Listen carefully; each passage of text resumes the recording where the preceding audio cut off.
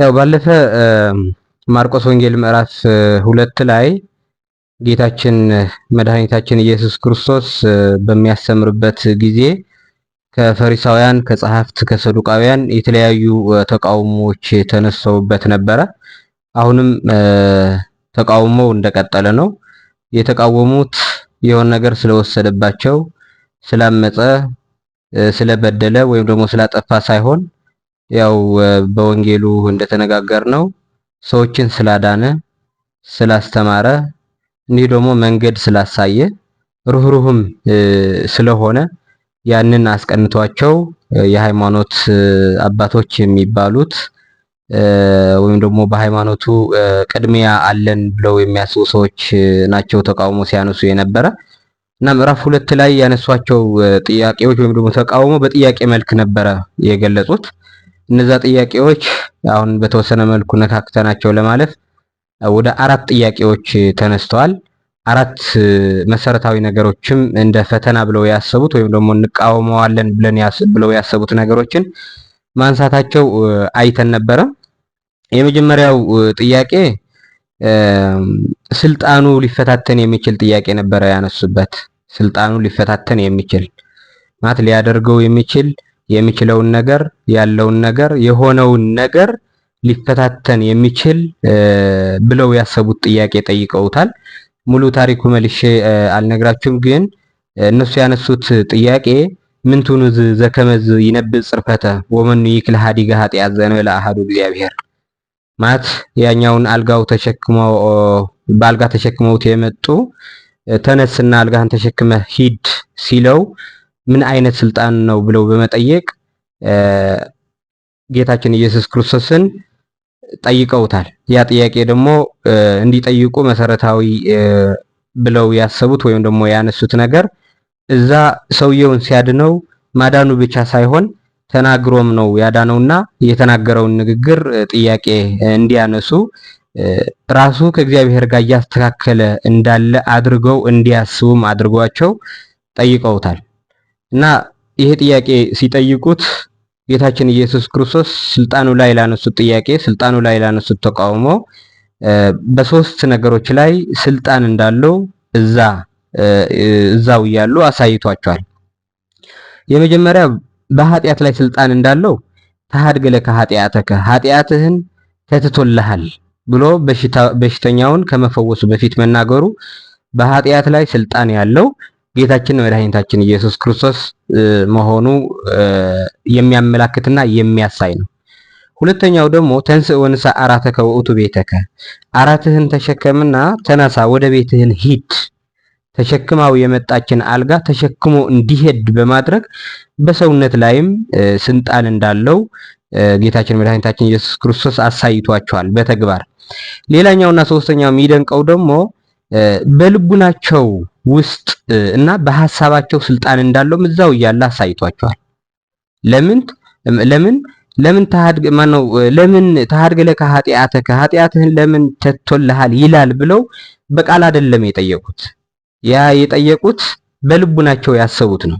እና ምንድነው የሚለው የልቡናቸውን ሐሳብ አውቆ ለምን ትከመዝ ትሄልዩ በልብክሙ በልቡናችሁ ለምን እንደዚህ ታስባላችሁ ብሎ ጠየቃቸው ይላል። አሁን እዚህ ጋር ላይ ለጠየቁት ጥያቄ በልቡናቸው ለጠየቁት ጥያቄ መልስ ሰጥቷቸዋል። እነሱ መረዳት ባይችሉም ለምን በልቡናቸው ያሰቡትን ሐሳብ አውቆ ለምን ትከመዝ ትሄልዩ በልብክሙ ለምን እንደዚህ ብላችሁ በልባችሁ ታስባላችሁ ብሎ ሲጠይቃቸው ጊዜ ያኔ ኃጢአት የሚያስቀር ወይም ደግሞ ኃጢአት የሚተው እግዚአብሔር ብቻ ነው እንጂ ብለው ሲጠይቁ እግዚአብሔር መሆኑን ማወቅ ይችሉ ነበር። ምክንያቱም እግዚአብሔር ብቻ ነው የልቡናችንን ሐሳብ ማወቅ የሚችለው መረዳት የሚችለው። ከመረዳትም በላይ ደግሞ ለምን እንደዚህ ብላችሁ ታስባላችሁ ብሎ በፍቅር ለማስረዳት የሚሞክረው እሱ እግዚአብሔር ስለሆነ ማለት ነው። ስለዚህ ለመጀመሪያው ጥያቄ አንስተውት የነበረ በስልጣኑ ላይ ነበረ፣ አሳይቷቸዋል በ3 ቦታ ላይ ስልጣን እንዳለው ማለት ነው። እና ደግሞ ሁለተኛው ጥያቄ የጠየቁት እነሱን ስለፈሩት እሱ መልስ እያሳጣ ስላስቸገራቸው ሂደው ደቀ መዛሙርቱን ነበረ የጠየቋቸው። ደቀ መዛሙርቱን ለምን ትበልዑ ወይሰቲ ሊቅክሙ ምስለ ኃጥአን ወመጸባሃን ብለው የጠባይ ጥያቄ የባህሪ ጥያቄ ጠይቋቸዋል። ለምንድነው ከኃጢአተኞች ጋር የሚበላ? ለምንድነው ከኃጥአን ጋር የሚበላ ብለው የባህሪ ጉድለት እንዳለው የስነ ምግባር ችግር እንዳለው አስመስለው ሐዋርያትን ጠይቀዋቸዋል። ግን ሐዋርያት በዛን ጊዜ ተማሪዎች ናቸው እንጂ መልስ ሰጪዎች ስላልነበሩ በራሱ ጌታችን መድኃኒታችን ኢየሱስ ክርስቶስ መልሶላቸዋል። ህሙማን ይፈቅዱ ለአቃቤ ሥራይ ወአኮ ጦያን ኃጥአነ እጸውዕ መጻኢኩ ወአኮ ጻድቃነ። እነዚህ በሽተኞች ናቸው ሐኪምን ፈዋሽን የሚፈልጉት ጦያን እና ጤናሞች አይደሉም የሚፈልጉት። እኔ ደግሞ የመጣሁ ኃጥአንን ልጠራ እንጂ ጻድቃንን ልጠራ አይደለም ብሎ መልሶላቸዋል። እዚህ ጋር ጻድቃን ብሎ እየጠራ ያለ በዛን ጊዜ ጻድቅ ኑሮ አይደለም፣ ግን ለራሳቸው እንዲህ እየከሰሱት ያሉ እንዲህ ደግሞ ሊያሰናክሉት እየሰሩ ያሉ የነበሩ ጻድቃንን ብለው ስለሚያስቡ ለነዛ ኃጥአን ብለው ስለጠሯቸው እነሱ በጠሯቸውን ስም ተጠቅመው ወይም ደግሞ ቃል ተጠቅመው ሲናገር ነው ኃጥአን ነው ልጠራ የመጣሁ እያለ ያለ። ሌላኛው ደግሞ ንስሐ የሚገቡት ኃጥአን ነን ብለው የሚያስቡ ሰዎች ናቸው። ከመጀመሪያ ጻድቅ ነኝ ካለ የሆነ ሰው ንስሐ ሊገባበት የሚችል መንገድ የለም ማለት ነው። ንስሐ ሊገባበት የሚችል መንገድ ከሌለ ደግሞ የትህትና እድል አይኖረውም። ትህትና ከሌለው ደግሞ ያው እግዚአብሔር ለመቀበል ዝግጁ አይሆንም ነው። ስለዚህ ይሄኛውን ጻድቃን ሲል ጻድቃን ሆነው አይደለም፣ ጻድቃን ሲል ጻድቃን ኑረው አይደለም። ሁሉ ዓለም በድለዋል፣ ሁሉ ኃጢአተኛ ሆኗል። ሁሉ ኃጢአተኛ ስለሆነም ነው እሱ አንዱ ንጹህ ፍጹም አምላክ ግን ደግሞ ፍጹም ሰው ሆኖ እኛን ሊያድነን የመጣና ጻድቃን ልጠራ አልመጣሁም ኃጥአን ነው ልጠራ የመጣሁ ማለቱ እናንተ ኃጢአተኞች ብትሆኑም ጻድቃን ነን ብላችሁ ስላመናችሁ ልትድኑበት የምትችሉ መንገድ የለም። ሚዳነው ደግሞ ኃጥእ ነኝ ብለህ ንስሐ ገብተህ ነው። ምክንያቱ ንስሐ እመኑ ነው። ንስሐ ግቡ፣ ተጸጸቱ፣ ኃጥእ ነኝ በሉና እመኑ። ከዛ በኋላ መንግስተ ሰማያት ቀርባለች፣ መንግስተ ሰማያት ትቀበላላችሁ ነው ስብከቱ። በሶስተኛ ደረጃ የጠየቁት ደግሞ ጌታችን መድኃኒታችን ኢየሱስ ክርስቶስ ሂደው ነው የጠየቁት፣ ሐዋርያትን እየከሰሱ። አሁን ሁለተኛ ያየነው ሐዋርያት ጋር ሂደው ክርስቶስን መድኃኒዓለም ኢየሱስ ክርስቶስን እየከሰሱ ለምንት ይበልዕ ወይሰቲ ሊቅክሙ ምስለ ኃጥአን ከኃጢአተኞች ጋር ለምን ይበላል ብለው ነው ያናገሯቸው። አሁን ደግሞ መጥተው ጌታችን መድኃኒታችን ኢየሱስ ክርስቶስ አርዳኢከሰ ተማሪዎችህ በእፎ እይጸውሙ ብለው ደግሞ ሐዋርያት ለምንድን ነው የማይጸሙ? የእነዚህ እኮ ይጾማሉ፣ የፈሪሳውያን ይጾማሉ፣ የዮሐንስ ደቀ መዛሙርት ይጾማሉ፣ ተማሪዎችህ ግን አይጾሙም ብለው ደግሞ ሐዋርያትን ደግሞ መልሰው ይከሷቸዋል። ግን ሐዋርያት መክሰስ ማለት ክርስቶስን የተከተሉ መክሰስ ማለት በክርስቶስ የተማመኑ መክሰስ ማለት ክርስቶስ መክሰስ ማለት ነው። ምክንያቱ ጠርቷቸዋል፣ ጓደኞቼ ብሎ ጠርቷቸዋል። በክርስቶስ ቦታ ተገብተው መስቀል ይዘው እንዲባርኩ ያደረጋቸው ካህናት ናቸው። ወንጌልን እንዲያስተምሩ ያደረጋቸው እነሱ ናቸው። እኔ ያደረኩትን ነገር ሁሉ ማድረግ ትችላላችሁ፣ ከዛ በላይም ታደርጋላችሁ ብሎ የነገራቸው እነሱ ናቸው። ስለዚህ ሐዋርያትን መክሰስ ክርስቶስን ሐዋርያት ጋር ሂደህ መክሰስ ሐዋርያት መክሰስ ነው። ክርስቶስ መልሶላቸዋል። አሁን ደግሞ በሶስተኛው ደረጃ ክርስቶስ ጋር ሂደህ ሐዋርያትን መክሰስ ደግሞ ክርስቶስን መክሰስ ስለሆነ በራሱ መድኃኒዓለም ኢየሱስ ክርስቶስ ነው እየመለሰው ያለው ሁሉ ነገር ማለት ነው። እዚህ ጋር ደግሞ ለምንድን ነው የማይጾሙ ብለው ሲጠይቁ የስርዓት የአምልኮት ትምህርት ሊያስተምሩት እየደፈሩ ነው ማለት ነው። ስህተት እንዳለው መጾም እንዳለበት የሆነ ነገር ማድረግ እንዳለበት ደግሞ እየጠየቁት ነው። ባለፈው በምዕራፍ 2 አስፍተን አይተነዋል። ነገር ግን እዚህ ጌታችን መድኃኒታችን ኢየሱስ ክርስቶስ የመለሰላቸው መልስ አምጣናሁ መርአው ምስሊሆሙ ሙሽራ ከነሱ ጋር ያለ አላቸው። ይሄው እኛ ወደ ቤተክርስቲያን ስንጠራ ወደ እግዚአብሔር ስንቀርብ የክርስቶስ ጓደኞች ለመሆን ነው ማለት ነው። የክርስቶስ ሚዜዎች ለመሆን ነው ማለት ነው። የክርስቶስ ሚዜዎች መሆን ማለት ደግሞ የክርስቶስን ደስታ ልክ ጓደኞች ወይም ደግሞ ሚዜዎች የባለሰርጉ የምሽራው ደስታ እንደሚካፈሉ ሁሉ እኛ ደግሞ ከክርስቶስ የምንካፈላቸው ነገሮች አሉ ማለት ነው።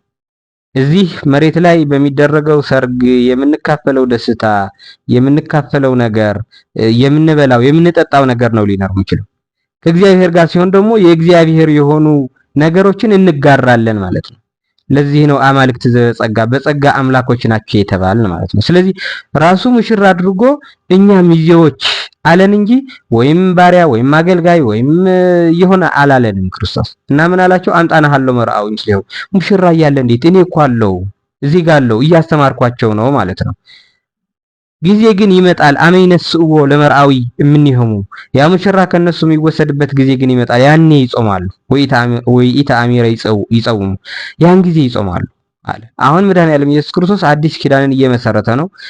ከዛ በኋላ የሚደረገው አገልግሎት ክርስቶስ ይወለዳል እያልን ሳይሆን ተወልዷል እያልን ክርስቶስ ሲወለድ ስጋውና ደሙን እንወስዳለን ብለን ሳይሆን የሚሰበከው ክርስቶስ ተወልዶ ስጋውና ደሙ ቆርሶ ሰጥቶናል፣ ኑ ወደ ቤተክርስቲያን ቅረቡ፣ ስጋውን ብሉ፣ ደሙን ጠጡ የሚል ስብከት ነው የሚሰበከው ማለት ነው።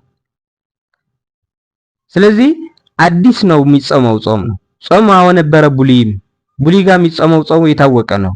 ሙሴ ምን ብሎ ነው የጾመው?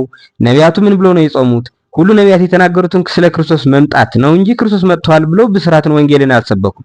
ስለምትመጣው ወንጌል ስለሚወለደው ክርስቶስ ነው አስፍተው አብዝተው የተናገሩ።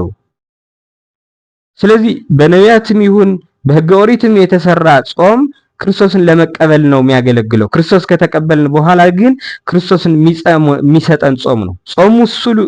ጾም እንጾማለን፣ ተመሳሳይ ሊሆን ይችላል፣ ዓላማው ግን የተለያየ ነው። ስለዚህ የሚጾመው ጾም አዲሱ ጾም ነው የምንጾመውና አዲሱ ደግሞ በአረጀው ላይ መቀመጥ እንደሌለበት፣ አረጀው ደግሞ በአዲሱ መቀመጥ እንደሌለበት ተንትኖ ያብራራላችኋል። ለወይን ሐዲስ ውስጥ ተዝቅ ሐዲስ ይወዲው አዲሱ ወይን በአዲስ ነገር ያስቀምጡታል እንጂ ባረጀ አያስቀምጡትም። አዲስ እራፊም ባረጀ ልፍ አይሰፉትም፣ አያጣብቁትም። ምክንያቱ ለዛኛው ይቀደዋል። ስለዚህ የብሉይ ኪዳን ሐዲስ ኪዳንን ለማብራራት ሐዲስ ኪዳንን ለመቀበል በትክክልም ለመረዳት ይጠቅማል እንጂ የብሉይ ኪዳን የነበሩ ነገሮች ሐዲስ ኪዳንን ለመቀበል ናቸው። ሐዲስ ኪዳን ከተቀበልን በኋላ ግን ያቺ ቀርባለች የተባለችው መንግስተ ሰማያት ለመቀበል ከጌታችን መድኃኒታችን ኢየሱስ ክርስቶስ ጋር አንድ መሆን ላይ ነው የምናተኩረው። ስለዚህ እንደዚህ እያሉ ነው እየጠየቁት እየሄዱ ያሉ እና በሶስተኛው ደረጃ የጠየቁት ደግሞ አሁንም ጌታችን መድኃኒታችን ኢየሱስ ክርስቶስ ጋር ሂደው ደቀ መዛሙርት ያደረጉትን በመንገድ ላይ ሲያልፉ ደቀ መዛሙርት እሸት በሉና ያ እሸት መብላታቸው እንደ ነውር አድርገው እሁድም ስለነበረ እና የጠየቁት ምንድነው? ርኢ ዘይገብሩ አርዳኢ ከዘይከውን ገቢረ በሰንበት ተማሪዎችህን እያደረጉት ያሉ በእሁድ የማይደረገው ነገር ብለው ደግሞ ስለ ለሕግ መታዘዝና አለመታዘዝ ደግሞ እየነገሩት ነው። አሁን ስለ ለሕግ መታዘዝና አለመታዘዝ የሕግ ባለቤት ጌታችን መድኃኒታችን ክርስቶስ እዛ አለ። ያ ሕግ ከዛ በፊት የተጻፉ ሕጎችን ክርስቶስን ለመቀበል ዝግጁ ሆነው እንዲቆዩ፣ ለአምልኮ ስርዓት ዝግጁ ሆነው እንዲቆዩ ልክ ስጋው ደግሞ አልነበረምና ስጋው ደግሞ እስኪመጣ ድረስ በግ መሰዋት ከነበረባቸው በግ እየሰዉ ግን ደግሞ በጉ ቀንዱ ያልከረከረ ፀጉሩ ያላረረ ጥፍሩ ያልዘረዘረ እየተባለ እየተነገረ ያ የሚመጣውን ክርስቶስ ንጹህ ፍጹም አምላክ ፍጹም ሰው መሆኑ ለማስረዳት ሊጠቅም በሚችል መልኩ በግ ነበረ ሲሰው የነበሩ። እነዛ ሲደረጉ የነበሩ ህግጋት እንኳን በሙሉ ክርስቶስን ለመቀበል ካህናቱ፣ ፈሪሳውያኑም፣ ሰዱቃውያኑም አይሁድም ዝግጁ እንዲያደርጋቸው ክርስቶስን ለመቀበል ነበር። ነገር ግን ህጉ ክርስቶስን ለመቀበል ሳይሆን ህጉ ክርስቶስን ለመቃወም ክርስቶስን ላለመቀበል ነው እየተጠቀምበት ያለ ማለት ነውና እሁድ አክብር ሰንበት የሚል አለ ህጉ። ሰንበት የምትከበረው ለምንድን ነው? ሰንበት ስትከበር የነበረው የራሱ የሆነ ዓላማ አለው። ከዓላማዎቹ ዓላማ አንኳሩ ግን እግዚአብሔር ጋር ለመገናኘት ነው። ይሄው እግዚአብሔር እኮ መጥቷል። እግዚአብሔር ጋር ልታገናኛቸው ይገባ ነበር። ያቺ ሰንበት ግን በተሳሳተ አመለካከት ወይም ደግሞ አረዳድ ይዘዋት ስለነበረ የራሱ የሆነ ጫና አሳድረዋልና ስለ ለሕግ መታዘዝ ሊያስተምሩት ቀረቡ ነው የሚለው እና በዚህ ጊዜ ብዙ ምሳሌ ነግሯቸዋል። ስለ ዳዊት በጣም የሚመኩበት ዳዊት ምን እንዳደረገ ነግሯቸዋል። ይህ ማለት ሕግ ህይወትን ያገለግላል እንጂ ህይወትን አይተካም። ህይወት ከተካ ሕግ ያኔ ሃይማኖት ባዶ ይሆናል። ፐርፎርማንስ ወይም ደግሞ የክንውን ለታይታ የሚሆን ይሆናል። ህይወትን ነው የሚያገለግለው። ስለ ሰው ነው የተጻፈው እና መልሱ ሲሰጣቸው ምሳሌ ብዙ ሰጥቶን ግን መጨረሻ ላይ ሲደመድመው ሰንበትሰ ተፈጥረት በእንተ ሰብእ ወአኮ ሰብእ በእንተ ሰንበት፣ ሰንበት ስለ ሰው ተፈጠረች እንጂ ሰው ስለ ሰንበት ተብሎ አልተፈጠረም። ከዛ ደግሞ እንደዛም ሆኖ ወልደ እጓለ እመሕያው ውእቱ እግዚአ ለሰንበት፣ የሰንበት ደግሞ ጌታዋ እሱ ወልደ እጓለ እመሕያው ነው እኔ ነኝ ሲላቸው ነው እኔ ነኝ። ስለዚህ አትሻር እንኳን ማለት ካለብኝ እኔ ነኝ። እኔ ነኝ አትሻሩ እንኳን ማለት ካለብኝ፣ ምክንያቱም ጌታዋ የሰንበት እሱ ስለሆነ የእሁድ ጌታዋ እሱ ስለሆነ። ስለዚህ እነዚህ አራት ጥያቄዎች ጠይቀውታል። እነዚህ ጥያቄዎች የጠየቋቸው ለመረዳት አይደለም፣ መረጃ ለማግኘትም አይደለም፣ ተረድተው እሱን ለመከተልም አይደለም፣ ግራ ገብቷቸውም አይደለም። አንድና አንድ ነው። ይሄ ሰው ብለው የጠሩት መድኃኔዓለም ኢየሱስ ክርስቶስ ፊት ለፊታችንን በእኛ ውስጥ መግባት የለበትም። ሰው አስተምሮ በስርዓት ይዘን ግብር እያስገበርን መባ እያስከፈልን ያልነውን የምንፈልገውን ነገር እያዘዝን ከማኖር አውጥቶ በትክክል አማኝ ያደርገዋል ብለው ስላሰቡና ለስልጣናቸው ስለሰጉ ለክብራቸውም በጣም ይቆረቆሩ ስለነበረ ብቻ የጠየቋቸው እንጂ ጌታችን መድኃኒታችን ኢየሱስ ክርስቶስ የሆነ ነገር ይነግረናል መረጃ ለመቀበል ብለው አይደለም። መረጃ ለመቀበል ከሆነ ገና በልባችሁ ለምን እንደዚህ ብላችሁ ታስባላችሁ ሲላቸው ገና ከመጀመሪያው መረዳት ይችሉ ነበረ። ከመጀመሪያው ደግሞ መቀበል ይችል ነበር። የልቡናቸው ካወቀ ያው ልብ የሚያፈልቀውን ነገር ካወቀ ማን መሆኑ ግልጽ ስለሆነ ማለት ነው። እና በዚህ ነው የጀመሩት፣ በጥያቄ የጀመሩት ገና አልገፉበትም ነበረ። ከዛ በኋላ ግን አሁን ወደ ምዕራፍ 3 ስንሄድ ያ ተቃውሞ በጣም ደግሞ ወደ ጥላቻ አደገ። እንዴት ወደ ጥላቻ አደገ የሚለው የተወሰኑትን ነጥቦችን እያየው እናደርጋለን። ታሪኩ መጽሐፍ ላይ እያነበብነው እንሄዳለን። ነገር ግን የመጀመሪያው ከጌታችን መድኃኒታችን ኢየሱስ ክርስቶስ ግጭት የገቡበት በእሁድ በእነሱ በምኩራብ ላይ ሄደና ምኩራብ ላይ አንድ ሰው እጁ ሸባ የሆነ ሰው መጣ እና እዛ ምኩራብ ላይ ገብቶ ሸባው ሰውዬ ጠራው፣ መሃል ላይ ቁም አለው። ቆመ። ከዛ በኋላ ደግሞ ጥያቄ ጠየቃቸው። ምክንያቱ ቅድም እንዳልነው በልቡናቸውን የሚያስቡ ነገር እያወቀ ስለነበረ፣ ስለዚህ ጥያቄ ጠይቋቸዋል። እሱ ጥያቄ ሲጠይቃቸው ለምንድን ነው የጠየቃቸው ካል መጽሐፉ ሲነግረን ወይተዐቀብዎ ለእመ ይፌውሰ በሰንበት በእሁድ ያድነው እንደሆነ ለመታዘብ ብለው ለመከታተልና ለመክሰስ ብለው እዛ ቆመው ነበረ ማለት ነው። ለመክሰስ ብለው ይፈውሰው እንደሆነ፣ ስለዚህ በልቡናቸው ያለ ይፈውሰው እንደሆነ የሚል ሐሳብ አውቆ መሃላቸው ላይ አቆመና ይህን ሰው ታዩታላችሁ አላቸው። አዎ እያየነው ነው፣ እያዩት ነበርና ከዛ በኋላ ጥያቄው ጠየቃቸው። ምን ማድረግ ነው የሚሻለው በእሁድ እያሰቡት ያሉ። ስለዚህ በምዕራፍ 2 ላይ ጥያቄ ጠይቀውታል። አሁን ግን በልቡናቸውን ያለ ነገር አወቀና እሱ ጥያቄ እየጠየቃቸው ነው። ከጠየቃቸው ጥያቄዎች ደግሞ ገቢረ ሰናይ አው ገቢረ እኩይ አህዮ ነፍስኑ ወሚመቀትል በእሁድ ጥሩ ነገር ማድረግ ነው የሚሻለው መጥፎ ነገር ነፍስ ማዳን ነው የሚሻለው ወይስ መግደል ነው የሚሻለው ብሎ ጠየቃቸው። አሁን እሱ እያደረገው ያለ በልብናቸው የልብናቸውን መድረቅ የልብናቸውን መክፋት የክፋት መዝገብ መሆን ትንሽ ሰውየውን አይተው የራሩለት እንደሆነ። ምክንያቱ ሁለት ነገር ነው። አንድ ሰው አለ እዛ መዳን ያለበት ሰው ሊራራለት የሚገባ ሰው አለ፣ እዩ የለመሰ ሰው አለ። ከዛ ደግሞ ሌላኛው ደግሞ ህግ አላቸው እነሱ ደግሞ። አሁን በህግና ሰውን በመጥቀም በህግና ሰውን በመራራት እዚህ ጋር ነው የተለያየው። ስለዚህ ህጉ ሰው ላይ እንዲራሩ ወደ እግዚአብሔር እንዲቀርቡ ከማድረግ ይልቅ ደረቅ አድርገውት በቃ እንዲህ መደረግ የለበትም መደረግ አለበት የለበትም አለበት በሚል በደረቀ ነገር ስላደረጉት ሰው ታሞ እየሞተ እንኳን የእግዚአብሔርን ህግ እያከበርን ነን እያሉ ዝም ብለው የሚያዩበት ሁኔታ ስለነበረ ማለት ነው። ስለዚህ ጥሩ ማድረግ ነው የሚሻለው መጥፎ ነገር ነፍስ ማዳን ነው የሚቻለው ወይስ መቅተል ነው መግደል ነው የሚሻለው ብሎ በግልጽ ጥያቄ ጠይቋቸዋል። ምክንያቱ ያ ያደረጉት ያለ ነገር ሲተረጎም በእሁድ መጥፎ ነገር ማድረግ ነው። በልባቸው ያሰቡት ምንድነው ያለው ወይተዐቀብዎ ለእመ ይፌውሰ ሰውየውን ያድነው እንደሆነ ለመታዘብ ብለው ማለት እኮ ስለዚህ ሰንበትን ይሽራል ይሉና ሰውየውን መዳኑ ግን ለሰውየው ያለውን ርህራሄ ፍቅርን ላለመግለጥ የነበራቸው ዝግጁነት የሚያሳይ ነው። ስለዚህ ይሄኛውን ጥያቄ ጠይቋቸዋል። ይህ ጥያቄ ሲጠይቃቸው ቢመልሰውም ባይመልሰውም መልሱ እኮ ግልጽ ነው።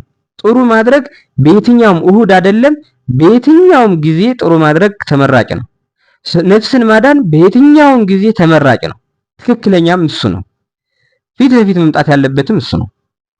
ግን ቃል በቃል ባይነገራቸውም እንደዚህ ንጥር ብሎ በፊት ባይወጣላቸውም እያደረጉት የቆዩ ግን በግልባጩ ማለት ነው የእግዚአብሔር በዓል ብለው በሚያስቡት መጥፎ ነገር ያደርጋሉ፣ ነፍሳትን ያጠፋሉ። ነፍሳት መጥፋት ማለት ያው የታመሙ ሰዎችን በእሁድ ምክንያት ካልረዷቸው በዓል ነው በሚል ሰበብ ካላገዟቸውና ካራሩላቸው ምን የእግዚአብሔር ልጆች ሊባሉ ይችላሉ ብለን እንትን ማለት እንችላለን። እና ጥያቄው ጠይቋቸዋል። ከጥያቄው የምንረዳው ነገር እሁድ ህይወት የምትሰጥ እንጂ ህይወትን የምትከለክል አይደለች። ድህነትን የምትሰጥ እንጂ አለመዳንን የምትደግፍ አይደለች። ከዛ ደግሞ ህግና ምህረት ሁለቱ ህግ ለምህረት እስካላገለገለ ድረስ እንቅፋት ከሆነ ህግ ሊሆን አይችልም፣ ከእግዚአብሔርም ሊሆን አይችልም። ህግ ከምህረት ጋር ነው መያያዝ ያለበት። እንድንድን ብቻ ነው ህግ መከተል ያለብን። ፎር ዘ ሴክ ኦፍ ህግ ለመከተል አይደለም የምንከተለው፣ ተከተልን ለማለት አይደለም። እንዲህ ስናደርግ ታየን ለማለት አይደለም፣ ለምህረት ነው። ያ ምህረት ደግሞ ከእግዚአብሔር የሚመነጭ ነው፣ ከኛ ራሱ አይደለም። ይህን ያህል እግዚአብሔር ይቅር ካላቸው፣ ይህን ያህል እግዚአብሔር ምህረት ካሳያቸው፣ የምህረት አባት መሆኑ፣ የምህረት ባለቤት መሆኑ፣ ርህሩህ አዛኝ መሆኑ በመጽሐፍቶቻቸው ከተሸከሙትና በአእምሯቸውን መጽሐፍቶቻቸውን የእግዚአብሔር የምህረትን ነገር የሚገልጹ መጽሐፍትን ተሸክመው ግን ህግ ለብቻው ምህረት ለብቻው አደረጉ። ሰውየውን መዳን የለበትም። ለምን? ሰንበት አክብር የሚል ህግ ስላለ። ስለዚህ ህግና ማዳን ሁለቱ የተዛቡ ነገር አድርገው ይዘዋቸው ነበረ ማለት ነው። እና እዚህ ጋር እንዲህ እያለ ሲመልሳቸው ጥያቄም ሲጠይቃቸው ዝም ነው ያሉ። ዝም ማለታቸው ተመልሶላቸው ገብቶናል ብለው ደስ ብሏቸው አይደለም። በቃ የሚናገሩት ነገር አሳጥቷቸው ነው እንጂ ልቡናቸው እንደደረቀ ነው። ወደ ሌላ ተንኮል ወደ ሌላ ነገር ያመራል እንጂ ምንም ወደ እግዚአብሔር ለመመለስ ሐሳብ የላቸውም፣ እቅድም አልነበረባቸውም። ስለዚህ አንዳንድ ጊዜ እነዚህ ህጎችን ወደ ራሳችን አምጥተን ሙሉ ሲሆን ነው ሰው ጋር ሲሆን በሩቅ ሲነገረኝ ስህተት የሚመስለኝ፣ ግን እኔ ሁሉ ጊዜ የማደርገው ነገር የትኛው ነው ብለን ልናስብ ይገባል። ሰው እንዲድን፣ ሰው ወደ እግዚአብሔር እንዲቀርብ፣ ሰው ራሱን እንዲጠቅም፣ ሰው ወደ እግዚአብሔር የሚሄድበትን መንገድ እንዲታየው፣ ከክፉ ነገር እንዲወጣ በቃል ስንሰማውና ወደ ህይወታችን ስናመጣው ያለውን ልዩነት እየገመገምን አይሁድን ላለመሆን ፈሪሳውንን ላለመሆን መሞከርና ራሳችን ላይ መንፈሳዊ እድገት ማምጣት ይኖርብናል። ዞሮ ዞሮ ግን የጌታችን መድኃኒታችን ኢየሱስ ክርስቶስ ሰውየውን እንዲህ ብሎ ዝም ካሰኛቸው በኋላ በቁጣ መልክም አያቸው፣ ለልቡናቸውን ክፋት በቁጣ መልክም አያቸውና ጌታችን መድኃኒታችን ኢየሱስ ክርስቶስ በቀጥታ አዘዘው። ስፋ እዴከ ነው ያለው፣ እጅህን ዘርጋ አለው።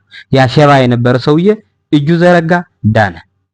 አሁን እዚህም እንደባለፈው ልደግመው የምፈልገው ነገር ጌታችን መድኃኒታችን ኢየሱስ ክርስቶስ በሽተኛ አዳነ፣ አይን አበራ፣ የሆነ ለምጽ አነጻ፣ እንዲህ አደረገ፣ አልጋህን ተሸክመህ ሂድ አለው ስንል ምንድነው እያዋራን ያለው? ልክ ቅዱሳን እንደዚህ ተአምር አደረጉ፣ በሽተኛ ፈወሱ፣ ሙት አስነሱ እንደምንለው አይነት አይደለም። ጌታችን መድኃኒታችን ኢየሱስ ክርስቶስ እዚህ ዓለም የመጣው ሰዎችን ሁሉ ወክሎ ነው እንጂ ግለሰቦችን አይደለም። አንድ ሰው አይደለም አዳነ እያልን ያለ ነው። የሚታየን በዛን ጊዜ የተደረገ እየሰማ ነው ያለነው አንድ ሰው እንዳዳነ ነው። እገሌ ተብሎ በስም ሊጠራ የሚችለው ከሆነ ባህል ከሆነ ህብረተሰብ የሆነ ሰው አዳነ እያለ ነው። ነገር ግን በትክክል አምጥተን በክርስቶስ ቦታ ሆነን ክርስቶስ በመጣበት ዓላማና በአዳም ዳግማይ አዳም ሆኖ መምጣቱ እያሰብን ስንል ግን ያቺ ሸባ የሆነች እጅ አዳም ነው። ሸባው የሆነ እጁ ሸባ የሆነ አዳም ነው።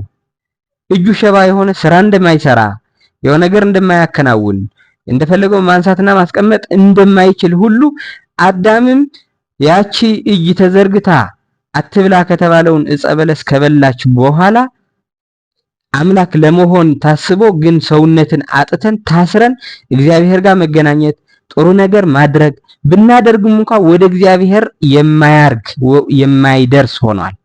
ለምን? ተዘግቷል። የሞትን ሞት ትሞታላችሁ የተባለውን መርገም እኛ ጋር ደርሶ ማለት ነው። ስለዚህ አዳም እጁ ሰባራ ሆነ ማለት ነው። ለምጽ ሆነ ማለት ነው። ቢመጸውትም የሆነ ነገር ቢሰጥም ቢሰግድም በእጁ የሆነ ነገር ቢያደርግም ያው ሁሉ የሚመጣው የእርግማን ነገር ሆነ ማለት ነው። ምክንያቱ አንዴ ስለተረገመ። ስለዚህ ይህ ሰው የአዳም ይወክላል ብለን እንጀምራለን ማለት ነው ስንፈታ። ስለዚህ አዳም ታዲያ እጅህን ዘርጋ ተባለ። ዘርጋ ተባለ ማለት እጅህን ዘርጋ በቃ ልክ እነ ቶማስ እጃቸው ዘረጉና ክርስቶስ እንዳሰሱት ልክ እጃቸው ዘረጉና ሐዋርያት ሰውን መባረክ ቻሉ። አሁንም ካህናት መስቀል ይዘው እኛን እየባረኩን ይገኛሉ። እጃቸው ተዘርግቷል። አሁን የአዳም እጅ ተዘርግቷል። የሰራነው ስራ ትንሽ ሰርተን ብዙ በረከት እንድናገኝ ሆነዋል። ተዝርህብኩ አብላኢክሙን ተብለዋል። ተርቤ አበላችሁኝ ተብለዋል። በእጃችን ነው የምንሰጠው። ተጠምቶም እንድናጠጣው ታስሮ እንድንጠይቀው ሁሉ ነገር አሁን እግራችን የሚንቀሳቀሰው እንቅስቃሴ፣ እጃችን የሚሰራው ስራ፣ አይናችን የሚሰራው ስራ፣ ጆሮአችን የሚሰማው ነገር በሙሉ ህዋሳችን በሚሰሙት ስራና በሚሰሙት ነገርና በሚሰሩት ስራ የምንጸድቅ ሆነናል። በረከትም የምናገኝ ሆነናል። ስፋ ኢዴከ ተብለዋል። አሁን እጃችን ዘርግተናል። መዘርገት ዘረጋ ነው የሚለው እጁ ዳነ ነው የሚለው። ስለዚህ በአዳም እንጀምራለን። ከዛ ወደ ባህሪ አዳም እንሄዳለን። ከዛ ልቡና እንሄዳለን። ህገ ልቡና እንሄዳለን። ይሄ ኦሪት ናት ብለት ካሰብናት ሰውየው እንደ ኦሪት ካሰብነው ኦሪት ብትናገር መስዋዕት ብታጤስ መስዋዕት ብታቀርብ ምህላ ቢቀርብ ጸሎት ቢቀርብ ያው ነብዩ እንዳለው ጽድቃችን እንደ መርገም ደም ጨርቅ ሆነ ነው ያለው። ቢሰግዱም ቢጾሙም ወደ አናብስት አፍ ቢጣሉም ሰማዕትነት ቢቀበሉም በመጋዝ ቢተረተሩም ገና መንግስተ ሰማያት ገነት አልተከፈተችም ነበር። ስለዚህ ያቺ ኦሪት ስታቀርበው የነበረ በሙሉ አሁን እጅዋ ዘርግታ እስከ ሰማይ መድረስ ትችላለች። እጅዋ ዘርግታ የተረገመች መሆን ሳይሆን እጅዋ ተዘርግታ አሁን ዓለምን መባረክ ትችላለች። ስለዚህ ኦሪትም እንደሱ ከዛ ስጋ ባህሪ ስጋ፣ ነፍስ፣ ጠባያ ነፍስ፣ አእምሮ ጠባይ እነዚህን በሙሉ እያልን ሰውየውን እየተካን እንሄዳለን እንጂ ልክ አንድ ቅዱስ እንዳደረገው የሆነ እንደዚህ ሆነ ብለን ወይም ደግሞ ጌታችን መድኃኒታችን ኢየሱስ ክርስቶስ ታምራት አደረገ ምን ላደ ለምን ካላችሁኝ ጌታችን መድኃኒታችን ኢየሱስ ክርስቶስ እግዚአብሔር ወልደ እግዚአብሔር ነው። ወልደ እግዚአብሔር ደግሞ የፈጠረን ነው። ዓለምን በሙሉ የፈጠረ እግዚአብሔር አንዲት እጅ ላይ በሚሰራው ተአምር ምናደርቀው ሆኖ አይደለም። ማድነቅም ካለብን አሁንም ደግመዋለሁ ሰው መሆኑ ነው። ለኛ ሲል በእኛ በወደቀው ስጋችን በወደቀው ማንነታችን መጥቶ እኛ ጋር መመላለሱ ነው ሰው መሆኑ ልዩ ትህትና። ስለዚህ ለሱ እያደነቅነው እያመሰገንነው እንኖራለን ማለት ነው። እና ሰውየውን አሁን አንድ አዳም አልኳችሁ፣ ግን ከብዙ ነው እየተመሰለ የሚሄደው። አንድ ሰው የጌታችን መድኃኒታችን ኢየሱስ ክርስቶስ ድርጊት ስናገኝ ዋናው የመጣበት ዓላማ መንግስተ ሰማያት በር ያ ገነትን መክፈት የድህነትን በር መክፈት ስለነበረ ሲከፍት ደግሞ ከአዳም ጀምሮ እስከ መጨረሻ ገናም ያልተወለደ ትውልድ እስከ መጨረሻ ያለው ትውልድ ነው እንጂ ለአንድ ሰው ተአምር አይደለም። ጻድቃን ሰማዕታት የሆነ ጊዜ አበርክተዋል፣ የሆነ ነገር አድርገዋል። በጸሎታቸው በአማላጅነታቸው የሚያደርጉት ነገር ሁሉ እንዳለ ሆኖ እንደ ክርስቶስ ግን ሰውን በሙሉ መወከል አይችሉም። ፍጹም ሰው ሆኖ ሰውን የወከለ እሱ ስለሆነ ማለት እፈልጋለሁ። ስለዚህ እዚህ ጋር ሰውየውን በዚህ እንመስለዋለን ማለት ነው። ለማሳጠር ያህል ግን ከዚህ የምንረዳው ሰንበትም ትሁን ማነው በእሁድም ይሁን የተደረገው ህግም ይሁን ለህይወት ማገልገል መቻል አለበት። ድህነት ማምጣት መቻል አለበት። ህይወትን ከልክሎ ድህነትን ከልክሎ የሚከበር ህግ ካለ በውስጡ እግዚአብሔር የሚል ቃል ሊኖረው ይችል ይሆን እንጂ እግዚአብሔር ግን አይኖረውም ማለት ነው። ስለዚህ እንደዚህ ያለ ሲያስረዳቸው በስተመጨረሻ ምንድነው ያለው?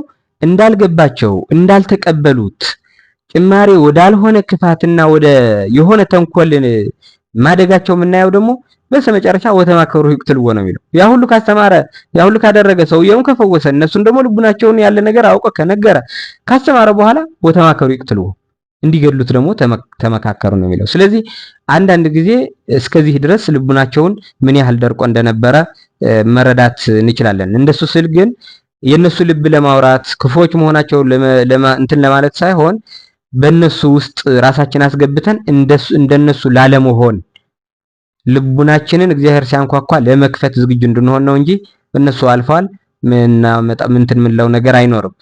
ስለዚህ ከቁጥር 1 ጀምሮ እስከ ምዕራፍ 3 ከቁጥር 1 ጀምሮ እስከ 6 ያለውን ታሪኩ እዛ እናንብበው። እያንዳንዱ የራሱ ትርጉም አለው፣ ግን አጠር እያደረግን እናየዋለን ስላልን ብቻ እስከዚህ ድረስ ብዬ አቆማለሁ። ከዚህ በመቀጠል ጌታችን መድኃኒታችን ኢየሱስ ክርስቶስ ሊገድሉት ሲመካከሩ ከዛ ቦታ ወጥተዋል። ምዕራፍ 3 ከቁጥር 7 ጀምሮ እስከ ቁጥር 12 ያለው ማለት ነው። እና ከዛ ወጥተዋል።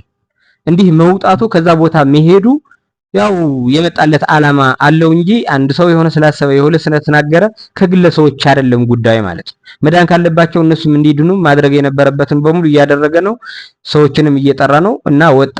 ከዛ በኋላ መዓት ሰው ተከተለው ማለት ነው። መዓት ሰው መከተሉ ድህነትን እየተዳረሰ ነበረ ማለት ነው። ድህነት አሁን ድህነት ሲባል ያን ጊዜ ሲፈውሰው የነበረ ፈውስ ሳይሆን ወደ ክርስቶስ መቅረባቸው፣ ክርስቶስን መረዳታቸው፣ እነዚህ ነገሮች መደረጋቸው ወደኛም ተጽፈው አልፈው እየተማርናቸው ክርስቶስን እያገኘን ነው።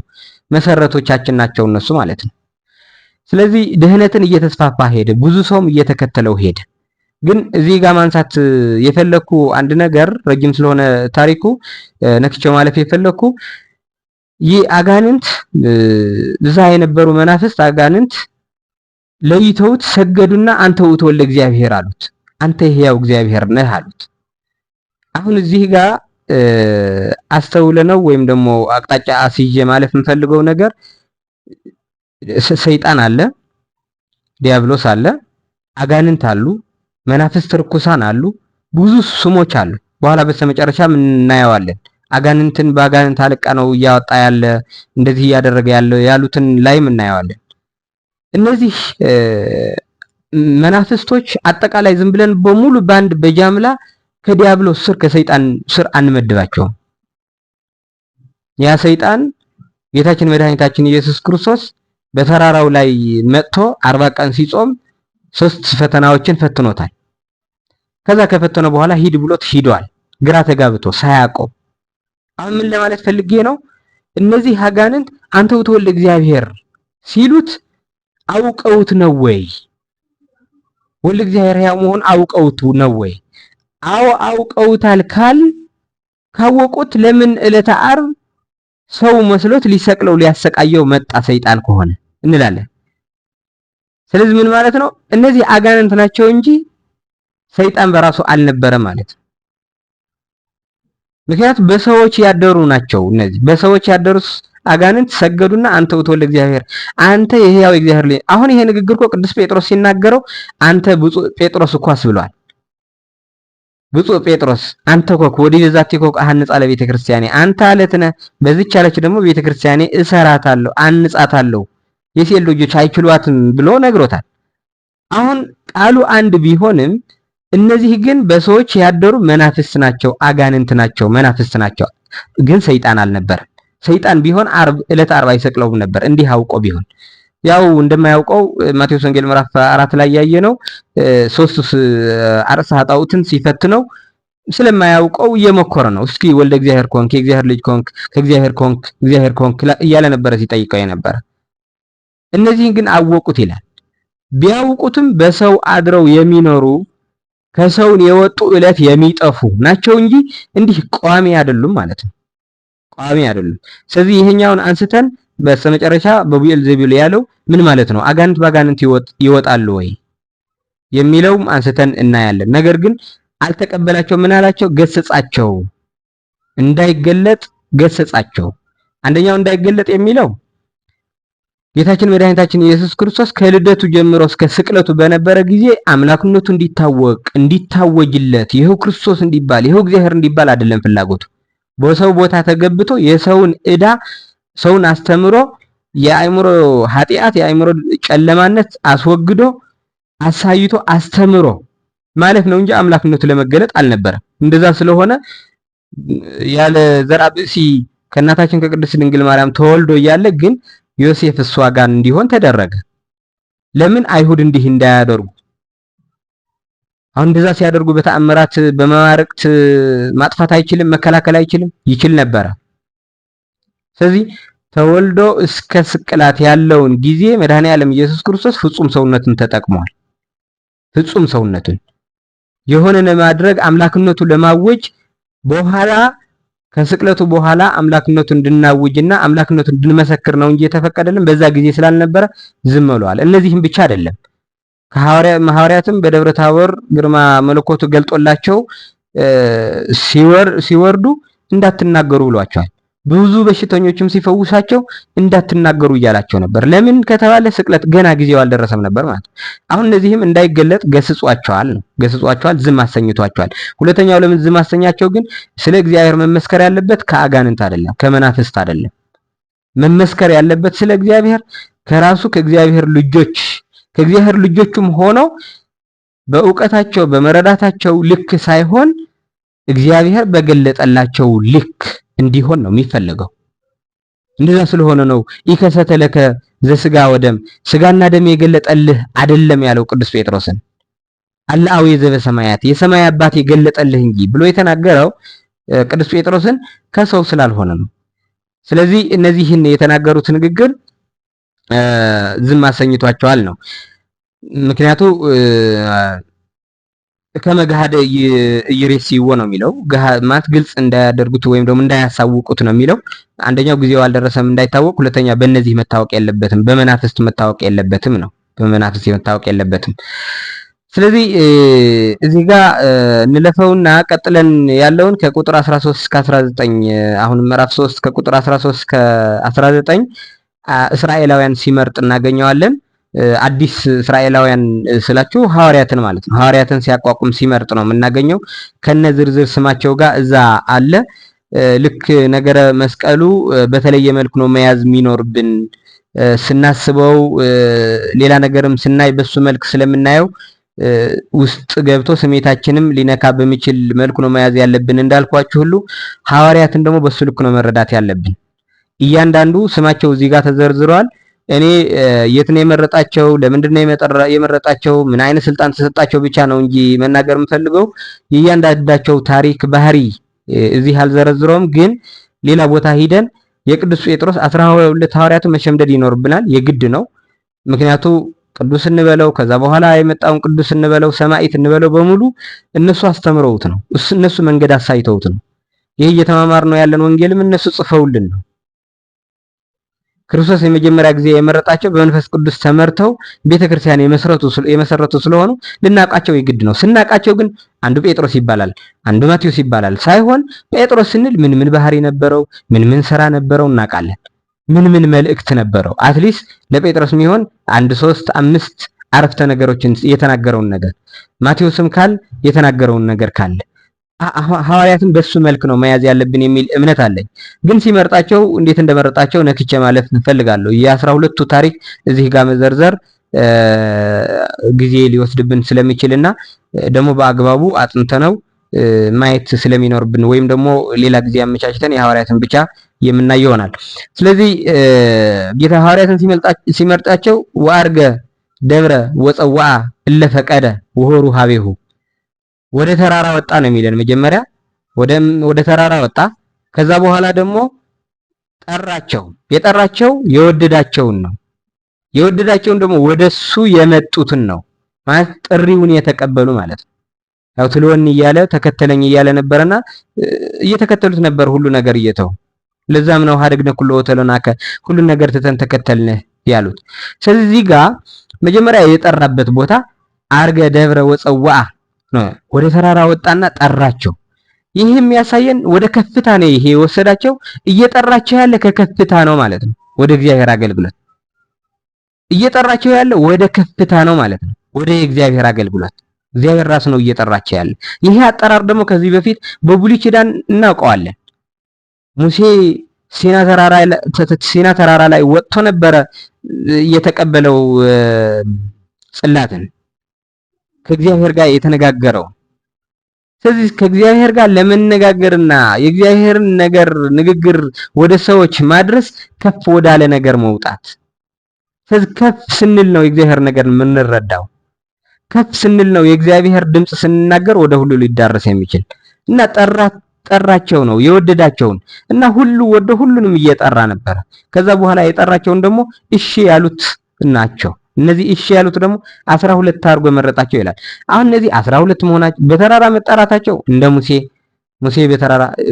ተራራ ደግሞ ከፍታ ነው። ልዕልና ነው። ከልዕልና ነው እየጠራቸው ያለ። ልዑላን ናቸው ሲላቸው ነው። ልዑል ትምህርት ነው የምታስተምሩት ሲላቸው ነው። የምታገኙት በረከቱም ልዑል ነው ከፍ ያለ ነው ሲላቸው ነው። ወደ ላይ እንድታርጉ ወደ ሰማየ ሰማያት እንድታዩ ነው። ወደ እግዚአብሔር ክብር እንድትሄዱ ነው ሲላቸው ነው ወደ ተራራ እየጠራቸው ያለ። ለምን 12 ሆኑ የሚለው ደግሞ 12 እስራኤላውያን አሉ። 12 ናቸው። ስለዚህ 12ቱ እስራኤላውያን እንዴት ነው እስራኤል ያቋቁማት? እንዴት ነው ነገር እግዚአብሔር በእነሱ የተገለጠባቸው? እነዚህ ደግሞ አዲሱ እስራኤላውያን ናቸው።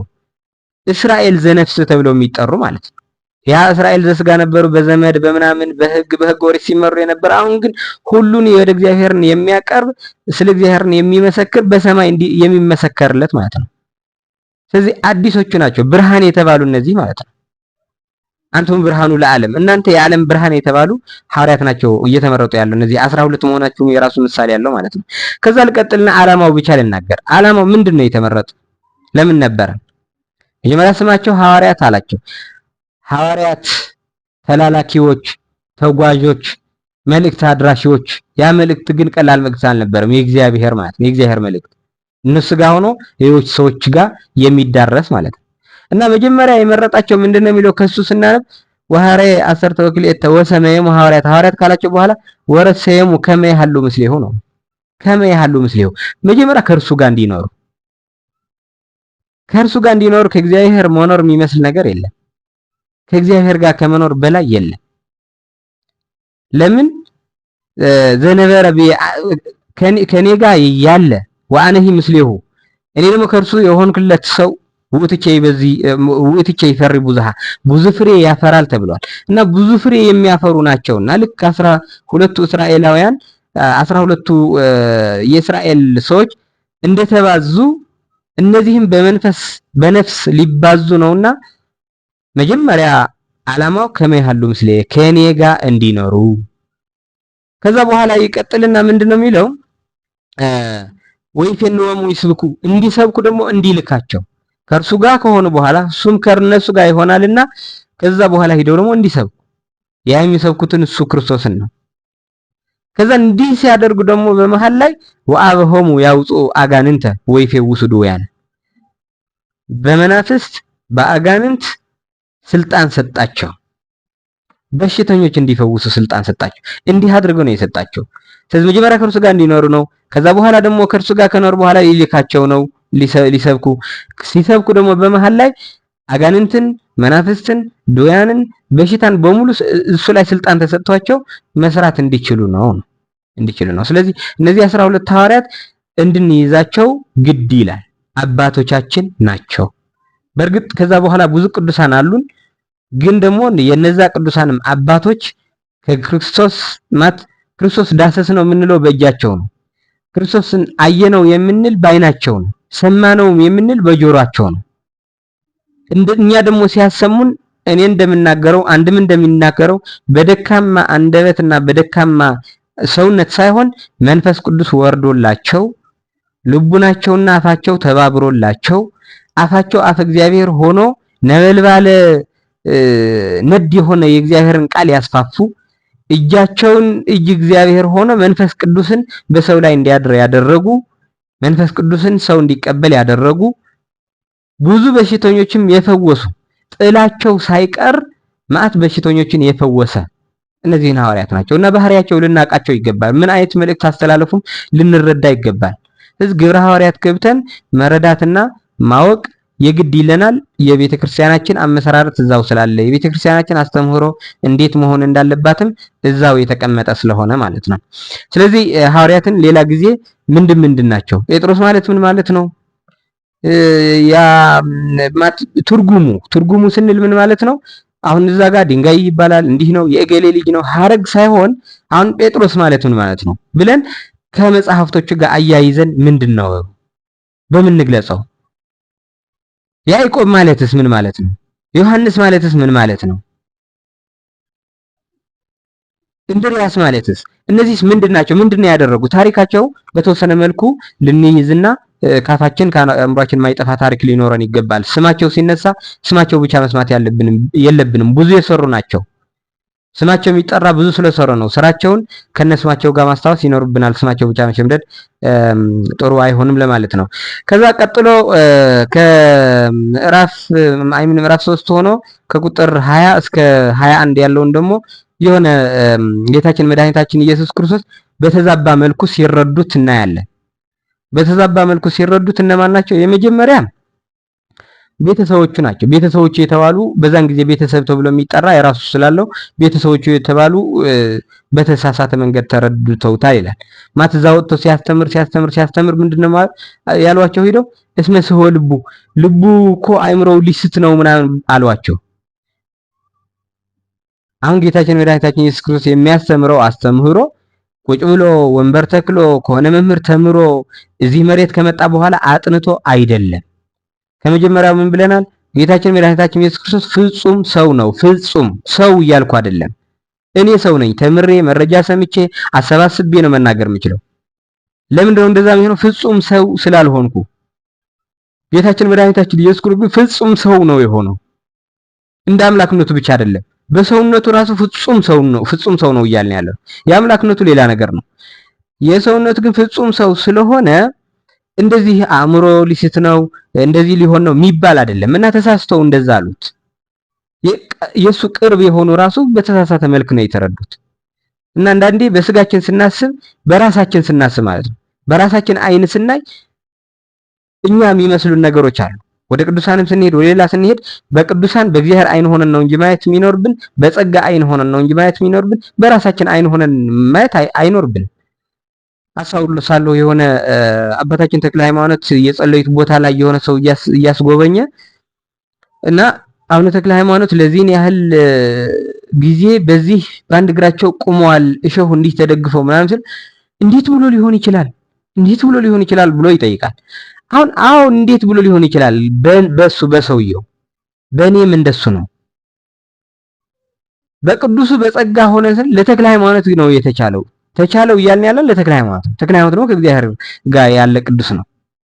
ገብረ መንፈስ ቅዱስም ያደረገው ነገር ካለ ተቻለው እያልን ያለን እንደኔ የሆነ ሳይሆን ራሱ ክዶ ራሱ ትቶ ራሱ ጥሎ እግዚአብሔርን ራስ አድርጎ ይህ ዓለም ይቅርብኝ ብሎ የመነነ ነው።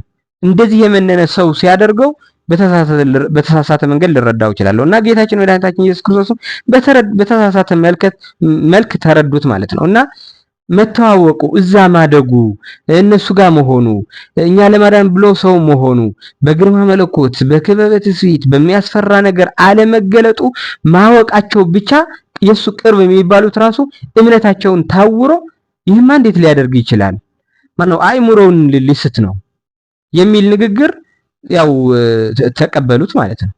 ተቀብለውት አእምሮ ሊስት ይችላል ብለው ሄዱ ነው። ከዛ ይሄ ብቻ አይደለም ደግሞ በጣም የከበደው ከዚህ ምዕራፍ ሆኖ ከምዕራፍ 3 ሆኖ ከቁጥር 22 እስከ 30 ያለውን ደግሞ ስንሄድ የባሰ ሆኖ ደግሞ እናገኘዋለን። አሁን እዚህ ጋር ከኢየሩሳሌም የወረዱ ጸሐፍት ናቸው እና እንደዚህ በሽተኞችን ሲያድን ጤና ሲሰጥ ትምህርትንም ሲያስተምር ያ ሁሉ ነገር ሲያደርግ ምንድነው ያሉት? በቢኤልዜቡል ቢኤልዜቡል አሃዞ ነው ያሉት። ወመልአኮሙ ለአጋንንት ያወጣሙ ለአጋንንት በአጋንንት አለቃ አጋንንቶችን እያወጣ ነው። ቢኤልዜቡል የሚባለውን ጋኔን ይዞታል አለው ነው ያሉት። ሁለቱ ስብሐት አጋንንት በአጋንንት ያወጣቸዋል። እንዲህም ሆኖ በመቅሰፍት መግረፍ ሲችል መሬትን ተከፍታ እንድትውጣቸው ማድረግ ሲችል መባረቅትን አውርዶ ባንዴ ሊያጠፋቸው እየቻለ ይህንንም ሰምቶ እንደማይቀበሉት እንደማይረዱት እሺ እንደማይሉት ልብናቸውን እግዚአብሔርን ለመቀበል ዝግጁ አለመሆኑም እያወቀ ግን ቀጠለ ለማስተማር። በጣም ረጅም የሆነ ትምህርት አስተማራቸው። እንዴት ነው ሰይጣንን ሊያወጣው የሚችለው አላቸው። መንግስት ራሱ በራሷ የምትለያይ መንግስት የምትከፋፈል መንግስት ትጠፋለች፣ ትፈርሳለች። ራስን በራሷ የምትለያይ ቤት ካለች ትጠፋለች። እፎይ ይክል ሰይጣን ለሰይጣን አውጾቶ ሰይጣንስ እንዴት ነው ሰይጣንን ሊያወጣው የሚችል ብሎ እየተነተነ ያስረዳቸዋል። ከዛ እንደሱ ብሎ ደግሞ ማንነቱ ደግሞ ቀጥሎ ይነግራቸዋል ማለት ነው። ሰይጣንን አስቀድመ ማነው ይሄ የሆነ ቤት ለመዝረፍ ባለቤቱን አስቀድመህ ካላሰርከው ቤቱ ልትዘርፍ አትችልም። ስለዚህ እናንተ ላድናችሁ የምችለው ሰይጣንን አስሬ ነው። ሰይጣንን ሳላስር ቤቱ የተባልን የእግዚአብሔር ማነው የሰይጣን ማደሪያ ሆነው ነበርና ሰዎቹ የሰይጣን ማደሪያ ማለት ያው የሰይጣን ስራ እንዲሰራ እግዚአብሔርን ለማሰናከል የእግዚአብሔር ነገር ለማሰናከል ሰዎች ላይ አለመራራት የሰይጣን ስራ ነውና የሰይጣን ቤት ሆነው ነበርና የሰይጣን ቤት የሆናችሁ እናንተን እንዴት ወስዳችኋለሁ ሰይጣንን ሳላስር ሲላቸው ነው። እና አሁን እንደፈለጋችሁ እየተናገራችሁት ያላችሁ ስቅለት ዕለት ተሰቅዬ መጥቶ ትንሣኤ ተነስቼ ያኔ ሳላስረው እናንተ ልወስዳችሁ አልችልም ብሎ ሲነግራቸው ነው። ስለ ማንነቱና ቀጥሎ ስለሚያደርገው ነገር ሲነግራቸው ነው። እና እፎይ ይክል ሰይጣን ለሰይጣን አውጥቶ ሰይጣንን እንዴት ሊያወጣው ይችላል ብሎ ይነግራቸዋል። ለምን ከሰይጣን ጋር አቀራርበው ስላዩት ማለት ነው። አሁን እዚህ ጋር ልጨርሳትና እዛው ያለች ልጨርሳትና ተመልሼ የሰይጣንን በሰይጣን ማውጣት እንዴት ነው አለ ወይ የሚለው ያ የጠየቃቸውን ጥያቄ በተወሰነ መልኩ አይተነው እንሄዳለን። ከዛ ቀጥሎ ያላቸው ነገር ሁሉ ካስተማረ ካስረዳ በኋላ ምርር ባለቃል ሁሉ ኃጢአት ወጽርፈት ይተሐደግ ሁሉ ኃጢአት ሁሉ ስድብ በደል ሁሉ ይተዋል ይቅርም ይባላል አላቸው። ወዘሰ ጸረፈ ዲበ መንፈስ ቅዱስ ይተሐደግ ለቱ በመንፈስ ቅዱስ ግን የተሳደበ እሱ አይተውለትም አይሰረይለትም። ይተሐደግ ለቱ ለዓለም ነው የሚለው ለዓለም በቃ አይተውለትም። ወይትኮነን በደይን ለዝልፉ ለዘለዓለም በደይን ላይ ይቀሰፋል ይቀጣል ይላል። ለምንድን ነው እንደዛ ያለ? ቀጥሎ መጽሐፍ ምን ይላል? እስመ ይቤሉ ጋኔን ርኩስ አሃዞ ርኩስ ጋኔን ይዞታል በጋኔን ነው እያወጣ ያለ ስላሉት እንዴት እያላቸው ያለ እያደረገው ያለ የልቡናቸውን ከማወቅ ጀምሮ ቅድም እንዳልነው በሽተኛ መፈወስም ደግፉልኝ እንዲህ ይበሉት እንዲህ ይበል ትድናለህ ሳይሆን ዳን እያለ በቀጥታ እያዳነ ያለ ከዛ ደግሞ ስለ መንግስት እግዚአብሔር እየሰበከ ያለ እያስተማረ ያለ እሱ እግዚአብሔር መሆኑ ገብቷቸው በእውቀት ሆን ብለው መልስ ሲያሳጣቸውም ሌላ ተንኮል ለማሰብ ዝም እያሉ ሆን ብለው እያደረጉ ስለሆነ ሆን ብላችሁ የምታደርጉት ከሆነ እግዚአብሔር መሆኔን እያወቃችሁ የምታደርጉት ከሆነ ይቅር አይባልላችሁም። ምክንያቱም ሆን ብለው ነው ሰይጣን በሰይጣን እያወጣ ነው ብለው እየተናገሩ ያሉ። ስለዚህ ይህ ብርሃኑን እያየ ግን ጨለማውን እያየ ግን ብርሃን የሚል በፈቃዱ እዛ የተገለጠለትን እግዚአብሔር አለመቀበል ዝግጁ የሆነ የእግዚአብሔር ነገር እየቀረበለትም ለመቀበል ዝግጁ ያልሆነ እሱ ይቅር አይባልለትም ያለ ነው። እና እዚህ ጋር ትንሽ ነክቼው ማለት የምፈልገው ሰይጣንን በሰይጣን ማውጣት መጀመሪያ ማውጣት ማለት ምንድን ነው? በሰይጣን ቅድም ይሄ ቢኤልዜቡል የሚባለው ይሄ መናፍስት እያልናቸው ያለን መጀመሪያ ሰይጣን ይባላል። ሰይጣን ያ ዲያብሎስ እያልነው ያለን ማለት ነው። ዲያብሎስ ማለት ከመላእክት ጋር እኩል የተፈጠረ እኩል ጉልበት ያለው ኃይል ያለው ግን ጸጋው የተገፈፈ እሱ ሰይጣን ነው። ዋናው ዓላማው ደግሞ የትም ይሁን ከእግዚአብሔር መለየት ነው። ሰዎችን ከእግዚአብሔር እንዲለዩ ማድረግ፣ በትዕቢት እንዲያዙ፣ ከእግዚአብሔር አንጻር ሆነው እንዲሰለፉ ማድረግ ነው። ይሄ ነው ስራው።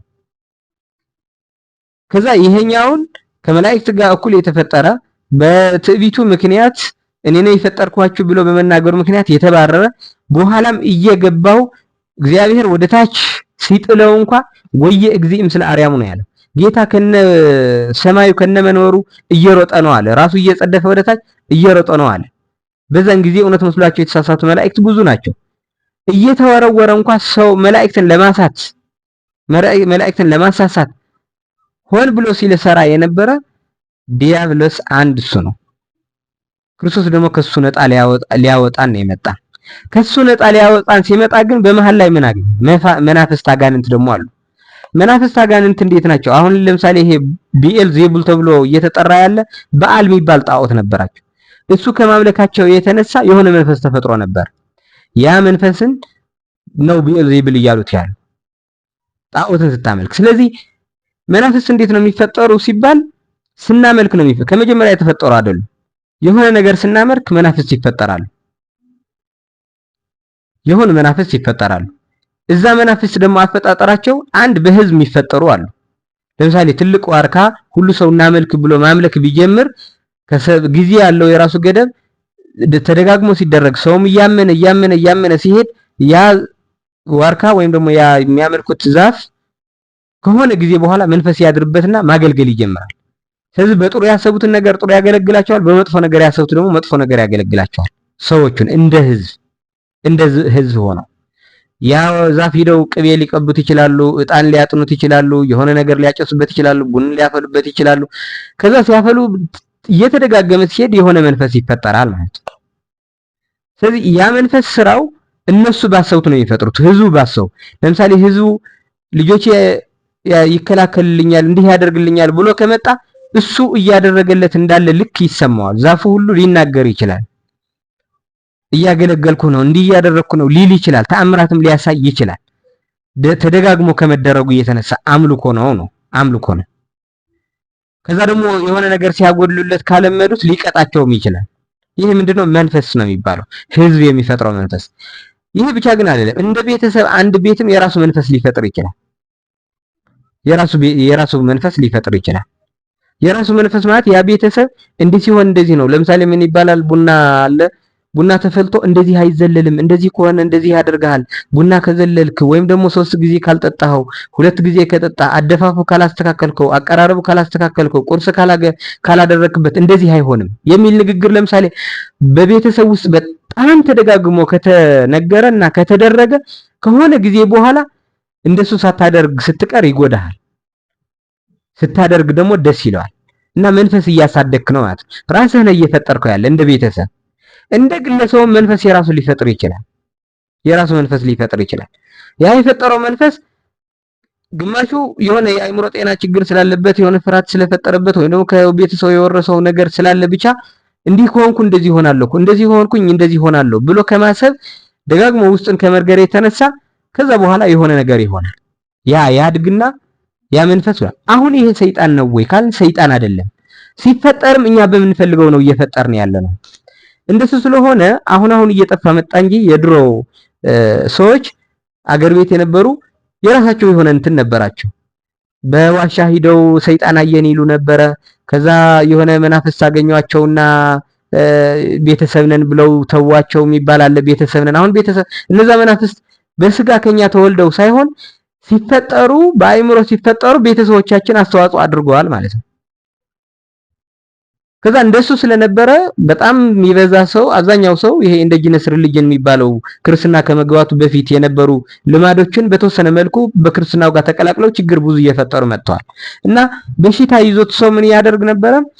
ቀሎ የሆነ ሽንኩርት ነገር ቃሪያ ነገር የሆነ ነገር ይዞ ሂዶ በሽታን ይሸኝ ነበረ። እነዚህን መናፍስት ህዝቡ የፈጠራቸው ናቸው።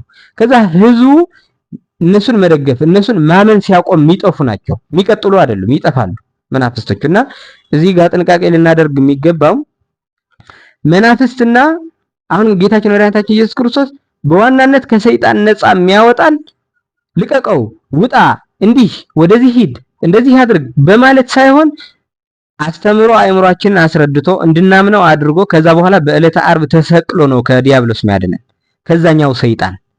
እዚህ ጋር ግን እያደረገው ያለ ከመናፍስት ነው፣ ከአጋንንት ነው እየፈወሰን ያለ። ያ አጋንንት በቃ እንደ ሱስ እንዳላቸው በጣም ስለሚናገሩ ግዘፍ ነስተው የሆነ ነገር ስለሚሉ ድምጽም ስለሚያወጡ ነገር ሱስ ናቸው አንልም፣ ግን እንደሱ ናቸው። በሱስ መልክ የሚፈጠሩ ናቸው። እና ግለሰብ ሊፈጥር ይችላል፣ ህዝብ ሊፈጥር ይችላል። መናፍስት እንደ አገር ማለት ነው። ከትውልድ ወደ ትውልድ የሚሸጋገር መንፈስ ሊኖር ይችላል። ከዛ በኋላ የራሱ የሆነ እንትን አለው። ከነሱ ነው ነፃ ሲያወጣቸው የነበረ መድኃኔዓለም ኢየሱስ ክርስቶስ። ስለዚህ አሁን ሰይጣንን ያወጣል ወይ? ሰይጣንን ማውጣት ማለት ምን ማለት ነው? ሰይጣን ማውጣት እንኳን ካለበት 7 ሆኖ ለመግባት ከፈለገ ብቻ ነው ሊወጣ የሚችለው ማለት ነው። 7 ሆኖ ለመግባት ማለት ሰይጣን የብርሃን መልአክ እስኪመስል ድረስ ውሸት ያሳያል። ስለዚህ ምን ማለት ነው? የወጣ ሊመስል ይችላል ማለት ነው። አሁን ምን ለማለት ፈልጌ ነው? አንዳንድ አጥማቂያን አሉ፣ አንዳንድ ጸበሎችም አሉ። እና አጥማቂያን የሚያደርጉት ነገር ምንድነው? ሲረጩ የሆነ ነገር ሲሉ እየተለፋለፈ ሲወጣ እንሰማለን። ማን ነው እሱ? እሱ አሁን ጋኔን ሊሆን አይችልም። ማን ነው? ሰይጣን ሊሆን አይችልም። ዲያብሎስ ሊሆን አይችልም። ምክንያቱም ዲያብሎስ በሱ መልክ የሚቀርብ አይደለም። ሰው በሽተኛ ማድረግ፣ ማሳመም፣ የሆነ ነገር ማድረግ ሊጠቀምበት ይችላል። ከእግዚአብሔር ለማራቅ የሆነ ነገር ለማድረግ ሊጠቀምበት ይችላል። አዎ ሊጠቀምበት ይችላል። ግን ሰይጣን ታመህ ታስረህ እግርህን የሆነ ነገር ሆኖ አይንህን ታውረህ ከሚያይህ አይነ ልቡናህን ታውረህ ከእግዚአብሔር እንድትለይ እንድትክድ ነው የሚፈልገው። እና ኃጢአት በሽተኛ ካለ ሰይጣን በላይ ጤነኞች ጋር ያለ ሰይጣን ይበልጣል። ድሆች ጋር ካለ ሰይጣን በላይ ሀብታሞች ጋር የሚገኝ ይበልጣል። በጣም ደካማ ከሚባሉ ሰዎች ጋር ካለ ታላላቅ አባቶቻችንን በገዳም ያሉ አባቶቻችንን ለመፈተን እዛ ተዘጋጅተው ይታያል። ምን ለማለት ፈልጌ ነው? እሱ ስራው ከእግዚአብሔር ለመለየት ነው። ከእግዚአብሔር እንድንለይ ነው እንጂ ዝም ብለን እንዲህ በዚህ በሽታ፣ በዚህ ቁርጥማት፣ በዚህ እሾህ፣ በዚህ ምናምን ሆኖ ዝም ብሎ ይሄ የወረደ ነገር አይደለም። የወረደ ስራ አይሰራም ማለት ሳይሆን ሲሰራ ከእግዚአብሔር ለመለየት ይሰራል እንጂ በሽተኛ በማድረግ ወይም የሆነ ነገር በማድረግ አይደለም። ስለዚህ ጌታችን መድኃኒታችን ኢየሱስ ክርስቶስም በዕለተ ዓርብ የሚያስጮኸው ዲያብሎስ ነው የሚባለው። አሁን እያዳናቸው ያለ ግን ከአጋንንት ነው፣ ከመናፍስትን ነው። ስለዚህ እኛም ሲመጣ አንድ አጥማቂ ሊያልፋልፍ ይችላል ወይ? አዎ ይችላል። ሰይጣን ነው ወይ? ሰይጣን አይደለም። ግንኙነት ሊኖረው ይችላል? አዎ ሊኖረው ይችላል። ስለዚህ በየጸበሉ ያለ መለፋለፍ፣ አጥማቂያኑ ያለ መለፋለፍ ከምንድን ነው የሚመነጨው ተብሎ መታወቅ መቻል ይኖርበታል።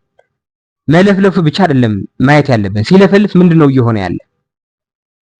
ከሰማይ ሲጣልና ሲወርድ ጎየ እግዚ ብስለ አርያም ብሎ በመጮሁ ምክንያት ብዙሃን መላእክት ካሳሳተ በጸበል ላይ እገሌ መድኃኒት አደረገችልሽ፣ እገሌ እንደዚህ አደረገችሽ፣ እገሌ አስደገመብህ ሲል ምን ያህል ሰው እያሳሳተ እንዳለ እሱ ሊጠቀምበት ይችላል። ያ ንግግር ሊጠቀምበት ይችላል። ዝም ብሎ ይሄ መጮህ የሆነ ነገር ማለት ግን ከሰይጣን ብቻ አድርገን መውሰድ አይኖርብንም። አላማችንም አይደለም። ሰይጣን የሚወጣው አንድ ነው፣ ንስሐ ግባ። ኃጢአት እኮ ነው፣ በቃ ኃጢአት ነው የሚያሰራ። ስለዚህ ኃጢአት በማባረር ሰይጣን እናባረረዋለን እንጂ ውሃ ጋር ስለተዘፈዘፍ የሚወጣ ኃጢአት ውሃ ከተዘፈዘፍ ከኃጢአት ይሰራያል የሚል የለም። ከበሽታ እንድን እንችላለን። ከበሽታ መዳን ደግሞ ባለፈው እንዳልኳችሁ ትሩፋት ነው፣ ማትርፍ ነገር ነው። ዝም ብለን ደካማ ስለሆን የምንጠይቀው ነው። አባቶቻችን ለሰይፍ ነው አንገታቸው ያዘጋጁት። ትንሽ በሽታ ለመዳን ብለው ውሃ ለውሃ ሲረጥ የምናየው አንድ ቅዱስ አናገኝም። ቅዱስ ጳውሎስ በሽታ ነበረው። ያ በሽታ ያ ውጋት ግን እንዲድን በየጸበሉ በየሆነ ቦታ ሲሮጥ አናገኘው። በቃ ለትህትና ይሆነኛል፣ ለተግሳጽ ይሆነኛል፣ በድካም እግዚአብሔር ይገለጣል ስለተባለ በድካሙ እግዚአብሔር እንዲገለጥ ነበር ሲጥር የነበረው። ስለዚህ አንዳንዴ አንዳን እያልን አይደለም፣ ደካማ ስለሆን ግን መረዳት ይኖርብናል። እዛ ጋር ያለው ደግሞ ሰይጣን ጋር መናፍስትና ለይተን ማወቅ። ስለዚህ ወጣ ሲባል ደግሞ መውጣት ማለት ለሰይጣን አሁን ለምሳሌ ከአንድ በሽተኛ እየወጣ ያለ መንፈስ በመናገሩ እንደዚህ በሽታ እንደዚህ ያስደግማብህ ነው፣ እንደዚህ ተደርጎብህ ነው፣ እንደዚህ ተደርጎብህ ነው ብሎ ከተናገረ ሰይጣን ያኔ እየወጣ ሳይሆን እየገባ ነው። ምክንያቱም የሚሰማው ሰው ምን እያለ ነው? እንደዚህ ለካ እገሌ ያስደግማለች ከሆነ ጋር ቂም ሊገባ ነው ማለት ነው። እገሌ ያ የሚሰማው እዛ ያለው ደግሞ እኔም ተደግሞ ቢልሆን ብሎ ሊጠረጥር ነው። በቃ ጎረቤቱ ሁላ ሊጠረጥር ይችላል። እህት ወንድሙ ሁላ ሊጠረጥር ይችላል። ሰይጣን ገባ የሚባል ያኔ። ስለዚህ ሲጮህ በጸበል ላይ ሲለፋለፍ ወጣሁ ስላለ እየወጣ ነው ማለት አንችልም። ወጣሁ እያለ እየገባ ከሆነ ስለዚህ ሰይጣን በሰይጣን አይወጣም። ትክክለኛ መውጣት ከሆነ ወጣሁ ስላለ ግን ወጣ ማለት አይደለም፣ እየገባ ሊሆን ይችላል። እገሌ እንደዚህ ያደረገብህ ካለ ያው እየገባ ነው ማለት ነው።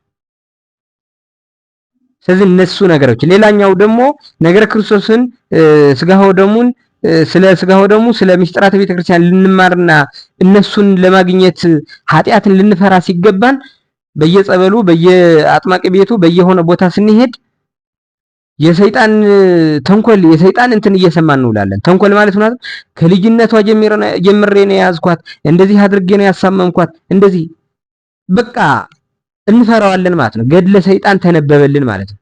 በፍቅር ባይሆንም እንፈራዋለን ማለት ነው። እኔም እንደዚህ ሊሆን ይችላል እንላለን።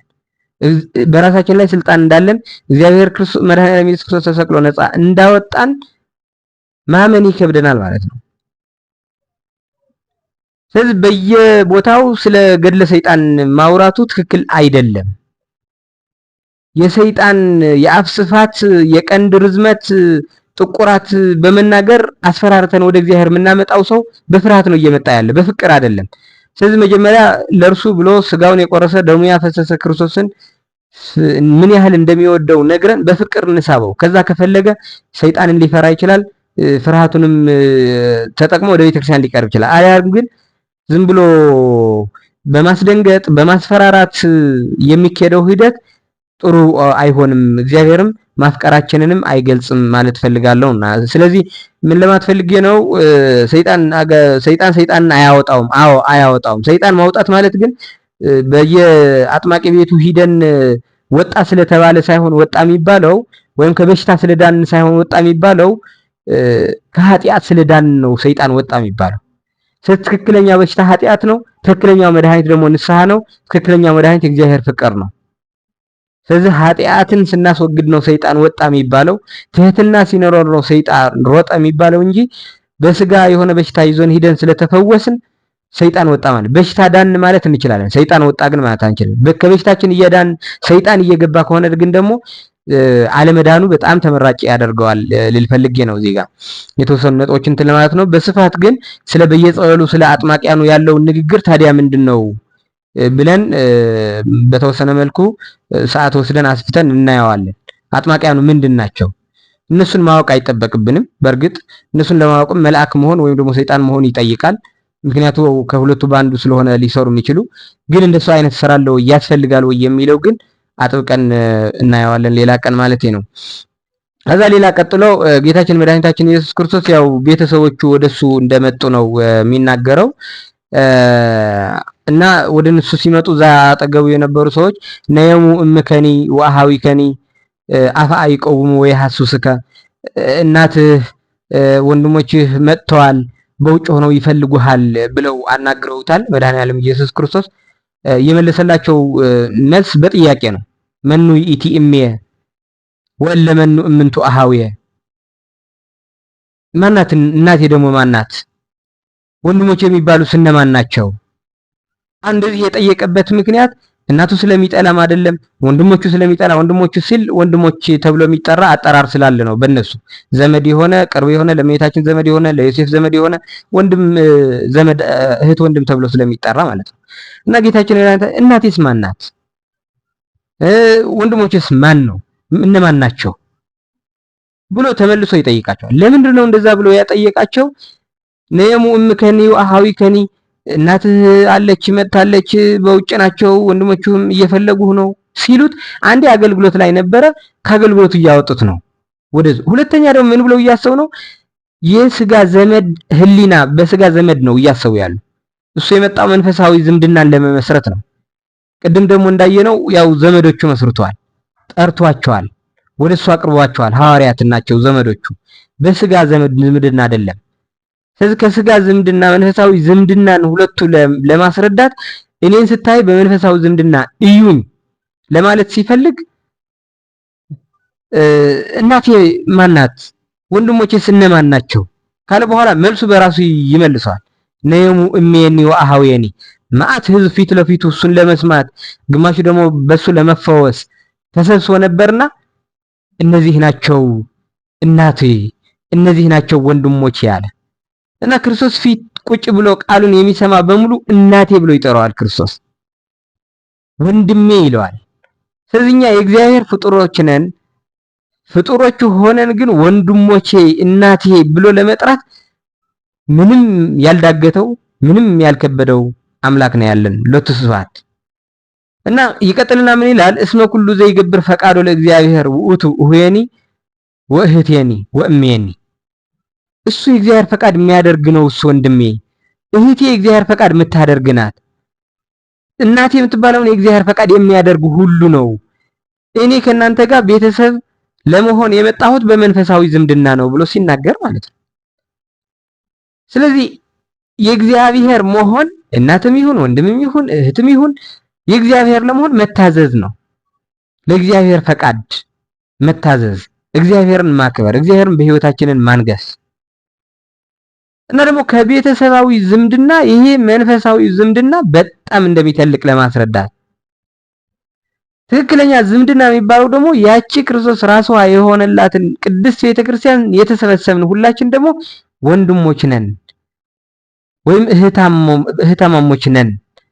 እዛ ስንሰበሰብ እኮ ጮህ ብለን የምንጸልየው ጸሎት አቡነ ዘበሰማያት በሰማይ የምትኖር አባታችን ብለን ነው። አባታችን ብለን የምንጠራው አንድ አባት ያለን የአንድ አባት ልጆች ነን ማለት ነው። እዛ ቅድስት ቤተክርስቲያን እየተሰባሰብን ስለዚህ ይህች ቤተክርስቲያን ለእግዚአብሔርን በመታዘዝ ነው የተመሰረተች እንጂ ሐረግ ዘር በመቁጠር እኔ የቄስ ልጅ ነኝ እኔ የእንትን ነኝ በማለት አይደለም።